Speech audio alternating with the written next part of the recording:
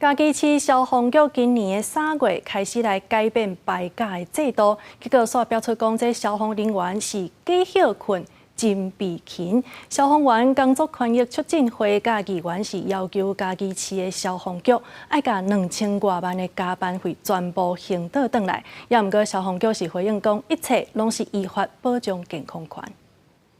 代退消防局长渎职，积欠基层加班费2000万。消防员归分署穿防护装备，表示准备要提高。因为嘉义市消防局今年3月至11月变更勤休的制度，传出外勤的消防员4点钟休困的时间是假休困真被勤，而且休困的期间执勤无满1点钟，袂当算是工作时数发薪水。有7成的消防员连续诉愿真情，要求嘉义市消防局。 都要甲以外勤217个人计算计共2000多万的加班费，还予因。休息时间排定在夜间22时到隔天早上6时，未满1个小时，他就直接无条件的舍去。今天基层有服勤事实，就应该列入工时计算；有加班就应该付加班费。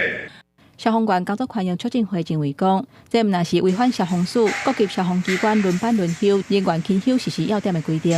也有可能涉及刑法第129条。不过，嘉义市消防局表示，除了实施已经真侪年做1天休1天的制度，今年还佫增加2.5天的休困日，而且每2个月会检讨勤休的制度，休困时间若出勤，拢有依法付加班费。3月到11月休息时间4小时是编排在夜间。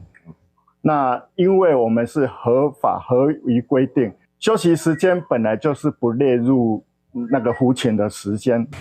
防指控违法渎职的嘉义市消防局长苏耀生讲，拢有依法行政。最近有一直甲当人开会听基层的意见，也甲基层的心声反映给中央，并且消防署赶紧以地方的勤务、甲人力的状况，改善勤休的制度甲待遇。